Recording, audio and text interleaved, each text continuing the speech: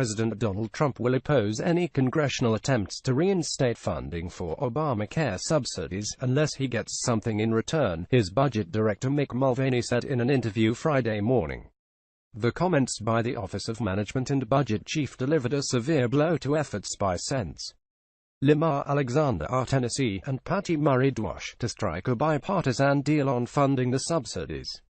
Trump cancelled those payments to insurance companies on Thursday night, raising hopes among some Democrats and centrist Republicans that the Trump administration could accept a bill that would revive the subsidies while offering states more flexibility to opt out of Obamacare. Story continued below, but Mulvaney panned those efforts, calling the so-called cost-sharing reduction payments corporate welfare and bailouts for the insurance companies. Instead of saying what we might support, he'd say "I'm pretty sure what we want support, which is just a clean Murray Alexander bill," Mulvaney said, sitting in his spacious office in the Eisenhower Executive Office building on Friday morning. By signing up, you agree to receive email newsletters or alerts from Politico. You can unsubscribe at any time. The president has said pretty clearly that help's willing to talk to just about anybody about repealing and replacing Obamacare, Mulvaney continued. But if the straight-up question is the president interested in continuing what he sees as corporate welfare and bailouts for the insurance companies? No. The administration, however, opened the door to negotiations on the now cancelled payments. After speaking to Senate Minority Leader Chuck Schumer DNY on Saturday, Trump said that a temporary deal could be struck on shoring up the insurance markets.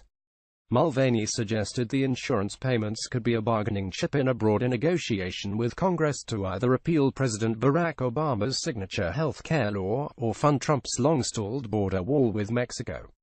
Mulvaney is bullish about securing Trump's priorities in a December funding bill, and he threatened, not for the first time, a government shutdown if Trump doesn't get them. The president fully expects his priorities to be funded, and the wall is one of them, Mulvaney said. It would be highly unlikely for the president to sign a funding bill in December that does not fund his priorities. Mulvaney added that members of Congress he meets with probably think that's a credible threat. The government runs out of money on December 8, a deadline that will trigger high-stakes negotiations with the White House over how to avoid a government shutdown. An immigration bill, debt ceiling increase, or wall money could all be in the mix with the Obamacare payments. It depends on what else it's attached to, right? Mulvaney said of the administration's position on the bipartisan health care payments proposal. Take it on its own, I don't know how you describe Murray Alexander as anything other than a continuation of these subsidies, and I don't know how much interest there would be on that. If it's part and parcel of a larger discussion on health care, then maybe it's something to look at. The tough talk from Mulvaney represents a hard line by the Trump administration toward Congress after months of frustration at the GOP majority's inability to repeal Obamacare. The president and his aides are foisting the issues of immigration, foreign policy, and now Obamacare payments on Congress, hoping to extract conservative legislation out of a GOP-controlled legislative branch consumed by infighting. Republican leaders are worried that Trump's move to end Obamacare subsidy payments could backfire on them in the 2018 midterms, inciting voters upset about skyrocketing insurance payments. But Mulvaney said voters are far more likely to punish congressional Republicans for failing to live up to a 7-year promise repealing Obamacare. There's a long list of reasons that Republicans could pay a price for something in the midterms, and my guess is at the top of the list is failure to repeal and replace Obamacare, Mulvaney said. So do I think stopping subsidy payments turns into an issue in a midterm election? Probably not. Democrats panned Trump's Thursday evening decision as irresponsible and pleaded with GOP leaders not to cut off the bipartisan talks.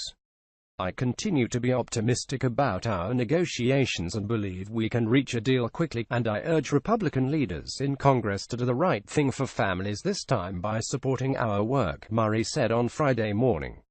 With the dour view from the administration, House and Senate Republicans are planning to unveil a proposal next week aimed at increasing GOP support for the cost-sharing payments, Sen. Ron Johnson RWIs said in an interview on Friday.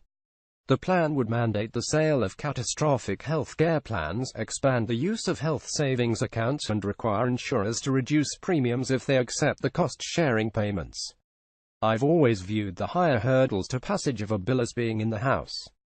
Doesn't do us a whole lot of good to come up with an agreement in the Senate that can't pass the House, Johnson said. He said the Senate has had excellent discussions, but in the end we need to make sure we can get House members on board. Many Republicans, including GOP congressional leaders, have been urging Trump to continue the payments. But the White House viewed the failure of Obamacare repeal in the Senate as a breaking point, and saw no use in keeping up the payments without larger health care legislation on the horizon. The Justice Department also provided legal cover, pronouncing that the payments are unconstitutional. That move by Trump also represents a significant internal win for Mulvaney, whose hardline stances on spending and the debt ceiling have at times been spurned by the president. Mulvaney said he'd been trying to persuade Trump to end the payments since he was sworn in as budget director. "I've been making the case from the beginning of the administration